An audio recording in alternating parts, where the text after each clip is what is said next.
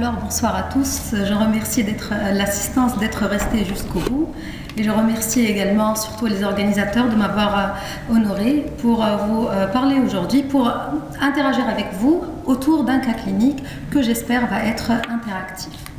Alors on va tout de suite commencer par l'observation de ce patient qui a 55 ans, qui est infirmier et qui a été hospitalisé dans notre service au mois de novembre 2017 par le biais des urgences pour une crise de dyspnée sifflante. Faite à l'interrogatoire, on retrouve un antécédent d'asthme chez la mère. Il signale une symptomatologie de rhinite périannuelle avec une recrudescence hivernale ainsi que des symptômes respiratoires depuis l'âge de 13 ans. Il décrit une accalmie de ces symptômes vers l'âge de 20 ans avec reprise des mêmes symptômes après 35 ans. Il était actuellement traité uniquement par du salbutamol à la demande et il n'était pas suivi en pneumologie. Alors, il avait commencé à fumer à l'âge de 15 ans. Il fumait actuellement 40 cigarettes par jour, soit un tabagisme cumulé à 60 paquets années. Depuis quelques mois, il signalait l'apparition d'une dyspnée d'effort d'aggravation progressive qui était actuellement cotée à la marche rapide, associée à des réveils nocturnes fréquents ainsi qu'à une toux et des expectorations matinales. Il décrit également 3 épisodes de bronchite par an traités par des corticoïdes oraux ainsi que des antibiotiques prescrits par son médecin de famille. Il aurait été exploré en cardiologie, on disposait d'un holter rythmique qui était normal ainsi que d'une épreuve d'effort qui était négative. À l'examen initial, il avait un poids à 84 kg, une taille à 1,67 m, un BMI à 30, il était apérétique, il avait des signes de lutte respiratoire, sa saturation périphérique en oxygène était à 96%, il avait des râles sibilants aux 2 champs pulmonaires. La radiographie du thorax était normale en dehors d'un aspect de distension thoracique. L'examen cytobactériologique des crachats était négatif et aux urgences, le diagnostic d'une exacerbation d'asthme a été retenu et le patient a été hospitalisé initialement aux urgences. Il a eu des aérosols de bêta-2-mimétique, des corticoïdes par voie systémique, une antibiothérapie à base d'amoxicilline, d'acide clavulanique et il a été transféré en pneumologie à J1 d'hospitalisation aux urgences. Alors quand il arrive chez nous, on décide d'arrêter l'antibiothérapie et de poursuivre le reste du traitement et l'évolution était favorable et le patient a été mis sortant au bout de 6 jours de traitement. Il a été mis sortant sous association fixe avec le diagnostic d'un asthme qui serait sévère. Il a reçu une association fixe à base de fluticasone et de salmétérol 2 fois par jour associé à du salbutamol à la demande ainsi qu'à des antihistaminiques. Il a été revu 2 mois plus tard à la consultation, il ne fumait plus, il prenait correctement son traitement, le score de contrôle de l'asthme, l'ACT, était à 16 sur 25, le patient restait limité dans ses activités quotidiennes, il notait par ailleurs une amélioration des symptômes ORL et l'auscultation pulmonaire était normale. Une spirométrie a été alors réalisée. Donc, et vous voyez, avant le test de bronchomotricité, il avait un VMS à 42%, une capacité vitale forcée à 73% et un indice de Tifno à 46%. Après le test de bronchomotricité, on avait noté une amélioration du VMS de 400 ml et de 30%, de la CVF de 14% et l'indice de Tifno restait bas à 53%. Il avait donc une obstruction réversible mais qui était persistante après le test de bronchomotricité. Donc pour récapituler, nous sommes face à un patient de 55 ans, grand tabagique, qui présenterait un asthme avec une obstruction bronchique persistante et des symptômes non contrôlés malgré un traitement médicamenteux qui est optimal. Je voulais vous demander initialement quels sont les mots, les termes de ce petit résumé qui semble être pertinent, qui semble nous orienter vers un diagnostic. Grand tabagique, l'âge, infirmier, l'obstruction persistante, les symptômes non contrôlés, voilà. Donc Et on n'avait pas fait de gazométrie. À l'admission, il avait eu une gazométrie, il n'était pas hypoxique, il avait une saturation à 96% et sa PaO2 était à 80. Donc les mots qui seraient pertinents, les mots-clés disant, c'était l'âge à 55 ans, le grand tabagisme, l'asthme, l'obstruction bronchique persistante, les symptômes non contrôlés et le traitement médicamenteux optimal. Alors, quels sont...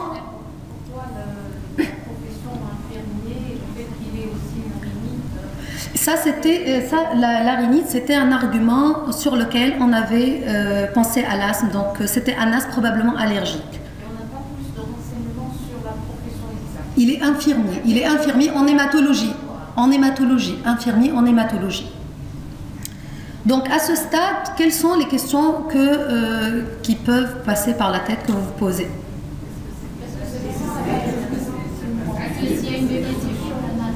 D'accord. Donc, oui. Donc, la première question qu'on se pose, c'est que est-ce qu'il s'agit réellement d'un asthme? Parce que ça serait un asthme avec une obstruction qui est très très sévère et qui est persistante. S'il s'agit d'un asthme, est-ce qu'il ne s'agirait pas d'une forme rare d'asthme, d'une entité particulière, d'un phénotype particulier? La deuxième question, comme vous l'avez dit, s'il s'agit d'un asthme, est-ce qu'il s'agit d'un asthme seul ou est-ce qu'il s'agit d'un asthme associé à une BPCO qui définirait l'ACO? Et finalement, quelle sera la prise en charge de ce patient? Donc nous allons essayer de répondre question par question. Pour la première question, est-ce de l'asthme? Ça a été très bien dit par Dr Shermiti. Je vous mets là une liste de diagnostics différentiels qui est certes non exhaustive, qu'il faudra évoquer devant un tableau clinique pareil. Il y a plusieurs diagnostics qui peuvent être évoqués. Certains diagnostics s'accompagnent d'un déficit ventilatoire obstructif, notamment les dilatations de branches et la BPA. D'autres diagnostics ne s'accompagnent pas d'un trouble ventilatoire obstructif, notamment en cas de dysfonction des cordes vocales. Alors, chez ce patient, dans cette optique d'éliminer un diagnostic différentiel ou de rechercher une forme particulière d'asthme, quels examens complémentaires parmi les suivants vous semblent être appropriés? La tomodensitométrie thoracique, la sérologie aspergillaire, le dosage des IgE totales, les IgE spécifiques, la NFS, l'endoscopie bronchique et l'endoscopie nasale. TDM thoracique seulement. Au moins. Ça va peut-être vous choquer parce que nous, on avait pensé justement, on était face à une symptomatologie respiratoire faite de dyspnée sifflante avec un déficit ventilatoire obstructif qui était très sévère. Bien qu'il soit réversible, le TIFNO demeurait très très bas après le test de bronchomotricité. Donc justement, pour argumenter pourquoi on avait demandé une tomodensitométrie thoracique, c'est parce que dans l'arrière-pensée d'un diagnostic différentiel de l'asthme, soit des dilatations de branches ou de l'emphysème, parce que c'était un patient qui avait un asthme probable, difficile à contrôler, il était grand tabagique en plus, il avait une symptomatologie d'expectoration chronique, donc qui pouvait évoquer une bronchorée dans le cadre de dilatation de branches et qui faisait des bronchites récidivantes. Donc ça, c'était l'argumentaire pour lequel on avait fait la tomodensitométrie thoracique. Pourquoi la sérologie aspergillaire? Ça avait l'air d'être un asthme, on n'avait pas réellement de doute, toute la symptomatologie évoquait fortement un asthme et on s'est dit c'est peut-être une forme rare d'asthme, c'est peut-être une ABPA, c'est pour cette raison qu'on avait demandé la sérologie aspergillaire. Le dosage des IgE totales a été fait également dans la même optique d'une ABPA. Le dosage des IgE spécifiques n'a pas été réalisé, on ne l'avait pas fait. Alors, les IgE spécifiques, ça devrait être fait, on ne l'avait pas fait, c'était dans l'arrière-pensée d'une ABPA. Pour la numération formule sanguine, bien évidemment, devant un asthme qui serait sévère, non contrôlé, il fallait éliminer un asthme avec une hyper-eosinophilie. Pour l'endoscopie bronchique, c'est vrai que c'était un patient qui, sur la radiographie du thorax, n'avait pas d'opacité suspecte, mais dans l'arrière-pensée d'une dysfonction des cordes vocales, c'était un patient qui était grand tabagique, il était infirmier, il était très inquiet, on avait complété par l'endoscopie bronchique. Finalement, l'endoscopie nasale, oui, on l'avait faite parce qu'il se plaignait d'une symptomatologie ORL depuis plusieurs années dans l'arrière-pensée justement d'un syndrome de Vidal à la recherche d'une polypose nasale. Et je vous mets là les résultats qu'on avait eus. La sérologie aspergillaire était négative, les IgE totales étaient normales, le taux était normal, les ionophilies sanguines étaient à 250 éléments par millimètre cube, l'endoscopie bronchique était sans anomalie, l'endoscopie nasale avait juste montré une muqueuse congestive qui évoquait une rhinite allergique et le scanner thoracique avait juste montré un épaississement des parois bronchiques. Il n'y avait pas de dilatation de bronches, il n'y avait pas d'opacité suspecte. Donc apparemment, ça a l'air d'être un asthme. Il n'y a pas de diagnostic différentiel alternatif qui puisse expliquer chez ce patient cette symptomatologie. Si c'est un asthme, est-ce que ça serait un asthme seul ou est-ce que ça serait un syndrome de chevauchement, ACO, Asthma COPD Overlap, et pourquoi? Alors, je vais vous demander justement quels sont selon vous les éléments de cette observation clinique qui plaident plutôt en faveur d'un asthme et non pas d'une BPCO. La rhinite allergique, justement l'âge de début de la maladie à l'enfance, oui. La maman asthmatique, la présence d'une atopie familiale. L'obstruction, mais le fait que ce soit aussi sévère, ça c'est contre, mais l'obstruction et la réversibilité, oui, mais le typhno était resté très très bas malgré le test de bronchomotricité. On va le faire. On va le faire. On va le faire. Il faut juste patienter. Alors, ce qui est en faveur de l'asthme, c'est les antécédents d'asthme chez la mère, c'est la rhinite allergique, c'est le fait que la symptomatologie ait débuté avant l'âge de 20 ans, un âge préscolaire, et le fait qu'il y ait également une accalmie pendant une certaine période vers la puberté, ça également c'est en faveur de l'asthme. C'est la présence de symptomatologie nocturne, c'est la réversibilité du VMS malgré la persistance du TVO, et c'est la normalité de la TDM, donc qui éliminerait un certain nombre de diagnostics différentiels. Qu'est-ce qui serait plutôt pour la BPCO selon vous? C'est le tabagisme, l'âge, la dyspnée d'effort. Voilà, le fait que le typhno reste bas, la symptomatologie, donc c'est le sexe, bon, parce qu'il était tabagique, l'âge, il avait 55 ans, l'importance du tabagisme qui a été débuté très très jeune, la présence d'une symptomatologie évocatrice, la dyspnée d'effort, taux expectoration, la persistance des symptômes également sous traitement, ça également c'est en faveur de la BPCO, la sévérité de l'obstruction bronchique, bien que la spirométrie n'a été faite que 2 mois après le traitement de fond. Alors, je vous...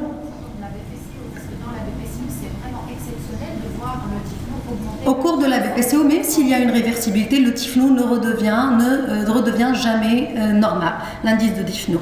Alors, je vous ai mis là, justement, un tableau qui récapitule ce qu'on vient de dire, les critères en faveur du diagnostic d'asthme et les critères en faveur du diagnostic de la BPCO. Et donc, comme vous l'avez dit, très bien dit, il s'agit a priori, très probablement, d'un syndrome de chevauchement asthme BPCO. En effet, ces dernières années, on est en train d'assister à une augmentation, un intérêt croissant à ce phénotype particulier. On assiste à une littérature qui est pléthorique, il y a plein d'écrits sur le sujet. En effet, on pense que l'asthme et la BPCO sont 2 maladies qui sont complètement distinctes et que c'est vrai que dans la majorité des cas, on arrive à faire assez aisément le diagnostic d'asthme et de BPCO. Toutefois, certaines études ont montré que dans presque 20% des cas, on n'arrive pas à trancher réellement sur le fait que ce soit un asthme ou une BPCO. En effet, donc certains BPCO présenteraient des traits d'asthme et certains asthmatiques présenteraient des traits de BPCO. C'est un phénotype qui est toutefois primordial de connaître puisque ça va engendrer des répercussions thérapeutiques, une modification du traitement. En plus, les gens qui ont un écho seraient plus sévères que les BPCO seuls et que les asthmatiques seuls. Ils feraient plus d'exacerbations, plus de mortalité et donc un pronostic qui est plus réservé. Alors, ce phénotype a vu le jour, disons, la première fois est mentionné dans les recommandations du GINA et du GOLD en 2014. Le souci, c'est que c'est une entité pour laquelle on n'a pas à ce jour de définition univoque. Ce qui a été mis dans les recommandations du GINA et du GOLD, c'était plutôt une description de cette forme clinique et non pas une définition.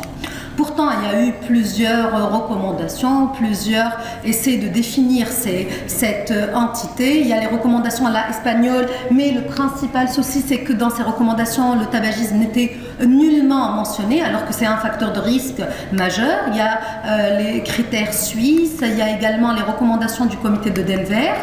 Et donc, en l'absence d'une définition univoque, quelle serait votre démarche diagnostique face à un ACO? Comment va-t-on procéder afin de confirmer la présence de ce syndrome, puisqu'il n'existe pas à l'heure actuelle de définition univoque qui nous permette donc de retenir ce diagnostic? Comment devrait-on On va procéder par étapes.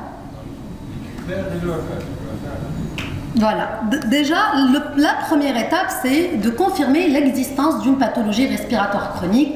Là, c'est aisé. C'est quoi? C'est qu'il faudra rechercher déjà à l'interrogatoire une symptomatologie respiratoire chronique, traînante, le fait qu'il y ait un diagnostic soit d'asthme, soit de VCO qui a été antérieurement fait, l'utilisation de traitements inhalés, l'intoxication tabagique ou l'exposition à un agent professionnel. Également, l'examen physique va plaider en la faveur de présence d'une pathologie respiratoire chronique, soit il peut être normal, mais il peut montrer des signes de distension, des sibilants, de même pour la radiologie.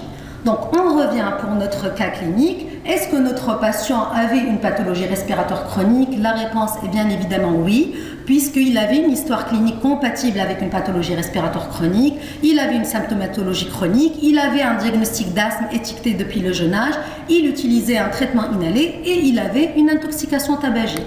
À l'examen physique, l'examen physique était normal au contrôle et la radiographie du thorax était normale. Donc ça, c'était la première étape. On a fait le diagnostic d'une pathologie respiratoire chronique.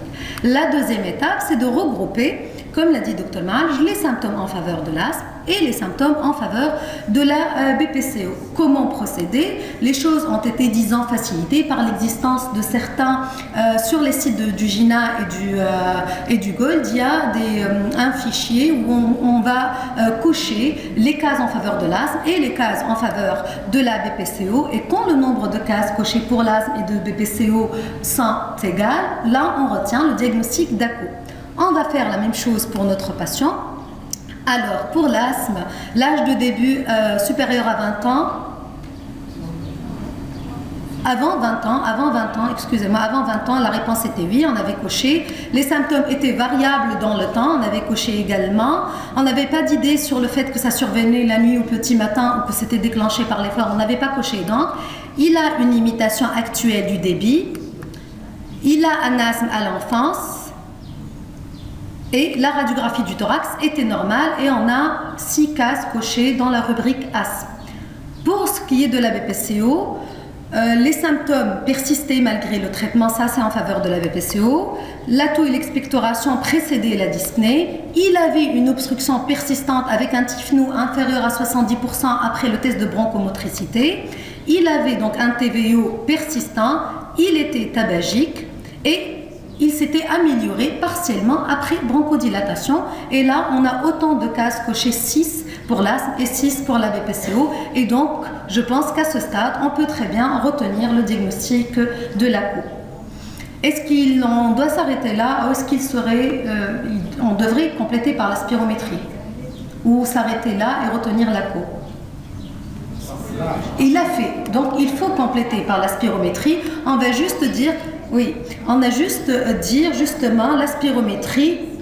Qu'est-ce qui est en faveur de l'ACO? C'est la persistance du trouble ventilatoire obstructif, la persistance d'un TIFNO inférieur à 70%. Pour le VMS, il n'y a pas de critère, mais le fait qu'il y ait un VMS inférieur à 80%, ça c'est un facteur de risque d'évolution défavorable de l'ACO. comme c'était le cas de notre patient. Il avait un VMS post-bêta 2 à 53% et d'ailleurs à 2 mois il était toujours symptomatique, il était non contrôlé. Pour la réversibilité, le fait qu'il y ait un gain de 400 ml et de 15% est compatible avec le diagnostic de l'ACO, et je vous mets là donc les caractéristiques spirométriques possibles dans l'asthme, dans la BPCO et dans l'ACO. Vous le savez très bien, au cours de l'asthme, le TVO, il y a une réversibilité, mais fait très important, c'est que le TIFNO normalement se normalise après l'inhalation de bronchodilatateurs pour l'asthme contrôlé, bien évidemment. Au cours de la BPCO, par contre, il n'y a pas de réversibilité. Ceci augmente la probabilité de la BPCO. Et tout ce qu'il y a entre les deux, le fait d'avoir une forte réversibilité avec un VMS sur CVF qui reste inférieur à la limite inférieure, ça augmente la probabilité d'un ACO, ce qui était le cas de notre patient. Donc notre patient avait pratiquement tous les critères qui nous permettaient de confirmer chez lui la présence d'un asthme COPD overlap. C'est juste que S de syndrome a été enlevé parce que on estime qu'il ne s'agit pas d'une seule maladie, c'est deux maladies qui se chevauchent. Le fait de mettre le S de syndrome fait que c'est comme s'il s'agissait d'une seule maladie alors que c'est deux maladies qui se chevauchent. Donc on ne dit plus ACOS mais plutôt ACO. Quelle prise en charge faut-il préconiser selon vous? Est-ce qu'il y a une prise en charge particulière pour les patients qui ont un ACO? Est-ce qu'il y a une prise en charge spécifique des patients qui ont un ACO par rapport à l'asthme et à la BPCO? Déjà, par tropium, vous avez une bonne indication à ce patient. Voilà, le thiotropium, mais sachez que la prise en charge est celle de l'asthme, de la BPCO et de l'ACO. Il faut traiter les facteurs de risque évitables, il faut traiter les comorbidités. Il n'y a pas de recommandation spécifique à l'ACO. Alors, au jour d'aujourd'hui, les stratégies non pharmacologiques, le traitement pharmacologique, l'autogestion de la maladie et le suivi régulier, comme l'a dit très bien Dr Shelmiti. Alors, pour ce patient, non. Non, il n'avait pas de polypose, on avait fait l'endoscopie nasale et il n'a pas d'intolérance à l'aspirine et à l'interrogatoire, non. Donc pour les facteurs de risque évitables, bien évidemment le sevrage tabagique qui a été fait, il faut traiter les comorbidités. Je vous rappelle que ce patient avait un BMI à 30, il était obèse, il faut donc conseiller une réduction pondérale. Le traitement de la rhinite allergique s'impose, tout comme pour l'asthme. On traite et l'asthme et la BPCO, donc et les mesures nécessaires pour l'asthme et les mesures nécessaires pour la BPCO. Il faudra rechercher un RGO, chose qu'on n'a pas faite, rechercher un RGO à l'interrogatoire et le traiter s'il y a des signes évocateurs, la vaccination antigrippale, l'activité physique. Pour le traitement pharmacologique, comme l'a dit Dr Shelmiti, ce qu'on a fait chez ce patient, c'est un patient qui est resté non contrôlé malgré une association fixe à forte dose de corticoïdes inhalés et de bronchodilatateurs de longue durée d'action, et on avait rajouté le thiotropium. Actuellement, il va beaucoup mieux, l'autogestion guidée et le suivi régulier, bien évidemment. Donc pour finir, je vous ai mis là donc les problèmes qu'a posé ce cas clinique. C'est donc cette observation, on avait choisi de la montrer aujourd'hui parce qu'elle illustre la difficulté du diagnostic de l'asthme quand il survient à l'âge adulte, quand il survient dans un contexte d'intoxication tabagique et quand il s'accompagne d'une obstruction bronchique importante. Donc cette obstruction bronchique est certes fréquente au cours de l'asthme sévère et là elle va conditionner le pronostic. Toutefois, la présence d'une obstruction bronchique fixe chez un patient asthmatique doit faire rechercher des diagnostics différentiels, peut-être même une BPCO, et il faudra également rechercher un syndrome de chevauchement asthme-BPCO. Merci.